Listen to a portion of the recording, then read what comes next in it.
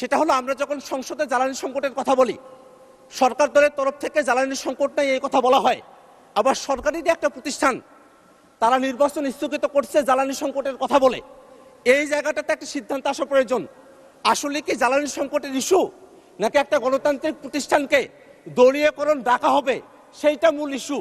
এই দুটা বিষয়ে একটা সিদ্ধান্ত আসা প্রয়োজন মাননীয় স্পিকার। উনি দুইটি বিষয় বলেছেন, pandemic and act of god.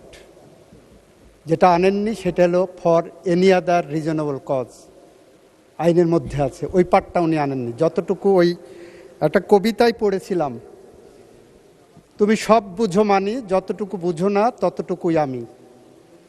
উনি সব বুঝেন, এটা যেমন মানি, কিন্তু যতটুকু ওনার প্রয়োজন ততটুকু উনি আনেন, এর বাইরের টুকু আনেন না।